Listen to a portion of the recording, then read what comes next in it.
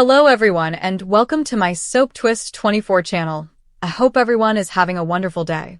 Before we begin, please hit the subscribe button and give this video a thumbs up.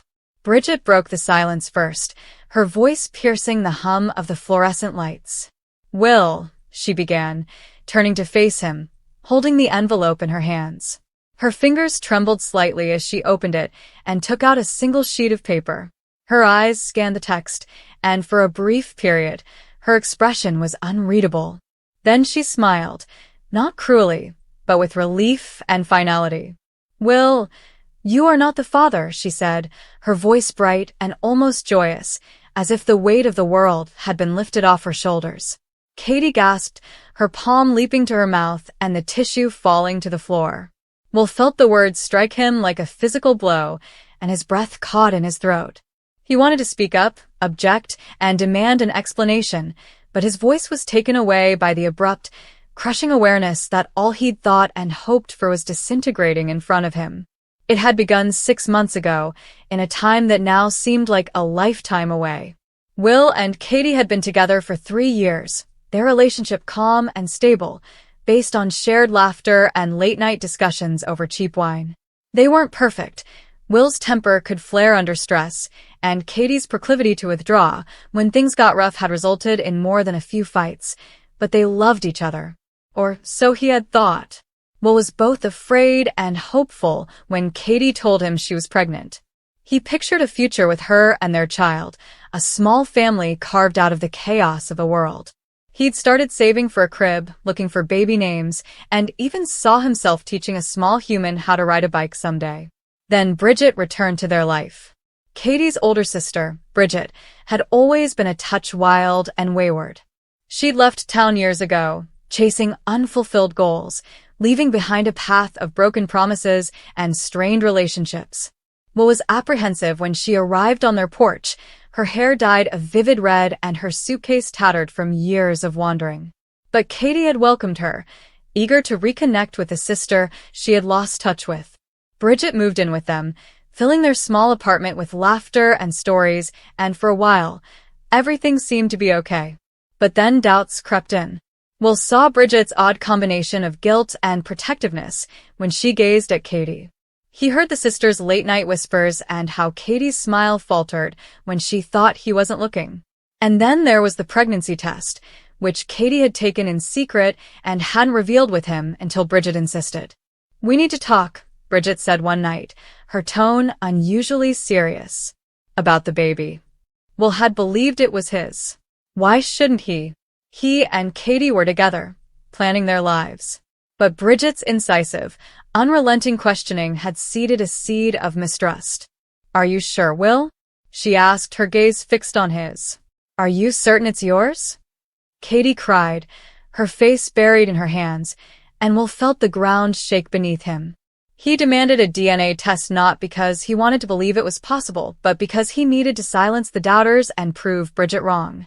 Now, staring at the envelope in Bridget's hands, he wished he hadn't consented to take the test. He wished he had trusted Katie, their relationship, and the life they were creating.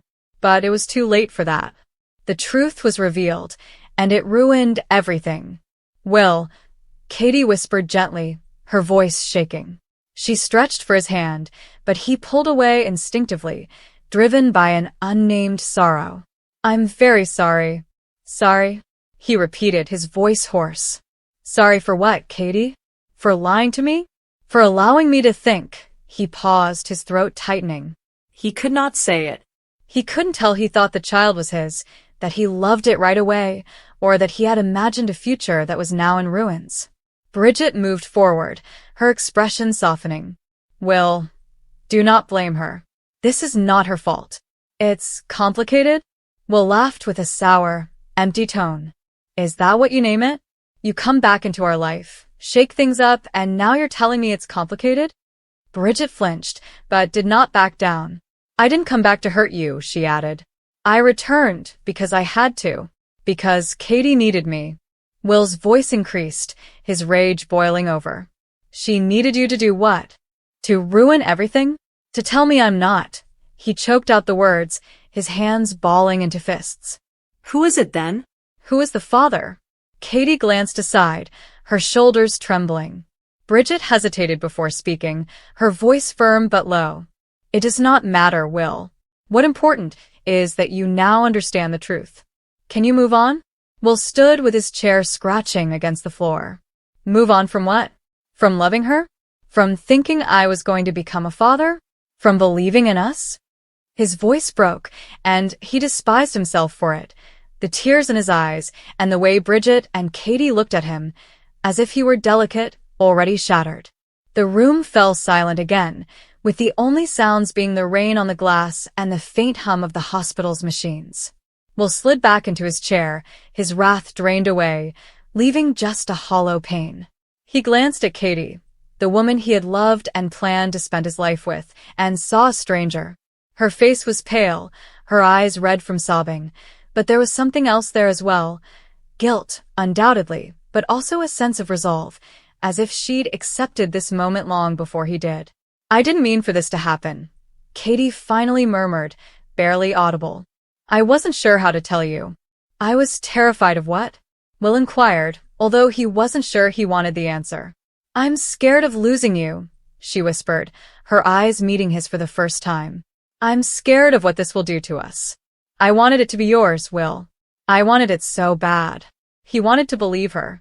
God, he wanted to. But the words on the page, the reality in Bridget's voice, were unmistakable. He was not the father. The child he had wished for, the future he had envisioned, was not his to claim. The worst part was that he wasn't sure who to blame, Katie for maintaining the secret, Bridget for bringing it to light, or himself for not noticing it sooner. Bridget carefully and deliberately placed the paper back on the table. I know this hurts, she told Will openly, but it is better this way. You deserve to know the truth. You deserve to be free, Will repeated, the word harsh on his lips. What am I free from? From love? From hope? From the life he had assumed was his? He stared at Bridget, his sister who had returned and flipped his life upside down, and wondered what she was concealing. Because there was something in the way she averted his stare, something in the way her hands trembled when she thought no one was looking. But he was too tired and broken to urge her for answers. Katie stood, her movements lethargic, as if she was carrying a far larger weight than the kid growing inside her. Will, she replied, her voice breaking. I love you. I always will. However, I cannot ask you to stay. Not after this. He wanted to shout at her, telling her that love wasn't supposed to end like this, that it wasn't supposed to hurt this much. But the words would not come. Instead, he stood with wobbly legs and walked toward the door. He didn't look back. He didn't believe he could see their faces without coming apart. Outside, the rain was colder than he had anticipated, soaking through his jacket in seconds. He remained on the pavement, allowing the water to wash over him, as if it would cleanse him of the agony, betrayal, and loss. He reflected about the crib he'd never own, the bike he'd never teach a youngster to ride, and the family he'd never have. And he thought of Katie, of their love, which had been contaminated by a fact he couldn't unlearn. Behind him, the hospital door opened, and he heard Bridget's faint, hesitant voice. Will, wait. He did not turn around. He could not. Not yet. Perhaps not ever. The rain continued to fall, and Will continued to walk, each step moving him further away from his previous existence and into an unknown future. A future in which he was not the father, nor the man he believed he was. A future in which he was alone. Katie sat next her, restless, tugging the hem of her sleeve with an enigmatic face. She had always been the quiet one, the peacemaker, but tonight her composure was fraying.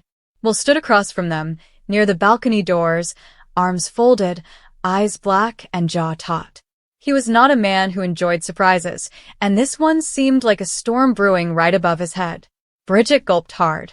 I got the results this morning, she continued, her voice frail but strong enough to make Will and Katie look up.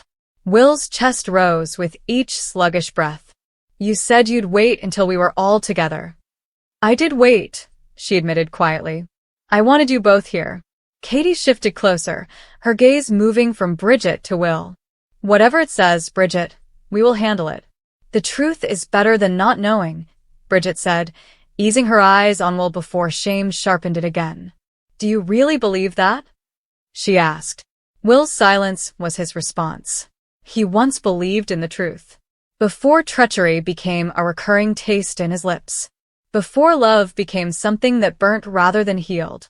Bridget drew a deep breath and ripped open the envelope. The sound echoed around the room, like a gunshot. Her eyes scanned the words. Cold, clinical, and definite. She read them twice or 3 times, as if hoping for a shift between blinks. Then she lifted her gaze, and the tears that had already pooled made her eyes shine. Her voice trembled into a whisper. Will, you're not the father. The resulting silence was terrible. The type of silence that hollowed out the air rather than simply filling it. Katie slapped her hand across her mouth, her eyes wide. Will did not move at first. He just stood there, looking at Bridget as if he hadn't heard her correctly. What have you just said? His voice was low and soothing, which worried her more than if he had shouted. Bridget swallowed, her lips twitching. You're not the father, Will. He blinked briefly. The words floated between them, brutal and definitive. Then something within him snapped. He turned away, hands on his hips, pacing like a man attempting to escape his own thoughts. Katie rose, automatically reaching for him. Will, don't. His voice pierced the air, piercing and raw. Do not touch me. Don't say anything. Bridget stood, tears streaming down her face. Please, Will, I didn't know. I swear I didn't know till now. He turned to her, his eyes flaming. You didn't know? He gave a harsh laugh. You didn't realize after everything? After you looked me in the eyes and said that baby was mine? After you convinced me. I believed it, too. She cried, gripping her chest. Will, I wanted it to be true. God, I wanted it more than anything. Katie moved between them, her voice shaking. Stop it. Both of you. This isn't helping. Will moved his look to Katie, softening but still full of incredulity. You knew something, right? Katie froze. No. I suspected. That's worse, he added bitterly. You suspected and said nothing. Because I didn't want to hurt you. Katie's eyes flooded with tears. Will, you've already lost so much. I couldn't be the one to dash your hopes. Bridget collapsed into the couch, face buried in her hands. The sound of her sobbing filled the room. I never intended for this to happen. I never intended to hurt anyone. Will looked at her, his heart breaking. You keep saying that, Bridget. You never intend for it to happen, but it always does. The words struck her harder than she expected. They originated from sadness, not anger. Katie knelt beside Bridget and held her shoulders. Bridget, whose child is this? Bridget's breath tightened. I'm not sure. It was that night. The gala. I was intoxicated, and after Will went, She couldn't finish. Will's voice was now frigid. Say it. She forced herself to look at him. Katie exclaimed, It was Nathan. Nathan? Your brother? Will's face was bereft of color. My brother? I didn't realize, Bridget wailed. He came to find you, but you were already gone. He said you were upset and didn't want to see me. I was lost, Will. And he comforted me. It just happened. Will moved back, as if struck. Did it just happen? He laughed once, hollow and nasty. You slept with my brother, Bridget. That doesn't just happen. Katie was crying, pleading. Will, please don't let this destroy you. Nathan has been gone for months. You can't. Gone? Will's eyes clouded. He is not gone. He's hiding. Just as you both concealed the truth. Bridget stood shakily. I did not hide it. I found out today, just like you. Will's voice fell low, shaking with controlled wrath. You lied every day before that. He approached the door, but Katie pursued him. Where are you going? To find Nathan, he stated plainly. To make him tell me himself. Will, please, Bridget sobbed. Do not go like this. Let me explain. He paused, glanced back, and for the first time, she noticed tears welling up in his eyes. You already did. The door slammed shut behind him, leaving only quiet and the echo of what could never be undone. Hours have passed. The sun set, and the penthouse turned to shadows. Bridget sat on the couch, her head resting on Katie's shoulder. They hadn't said much since Will left. There wasn't much else to say. "I loved him, Katie," Bridget muttered. "I still do. But isn't love enough?" Katie sighed softly. "Not when it's built on lies." Bridget nodded weakly, her gaze fixed on the envelope still open on the table. That little piece of paper had ruined everything. "Do you believe he will ever forgive me?" she asked. Katie paused. "Bridget, forgiveness and forgetting are not the same thing. Maybe someday he'll forgive you, but he won't forget." Bridget's eyes welled up again. "I only wanted a family. I wanted something genuine." "You have it," Katie replied quietly, "until you let it slip away." Bridget closed her eyes, remembering Will's joy as she put his palm on her belly and told him the baby was kicking. His eyes would fill up with optimism, which she had inadvertently taken.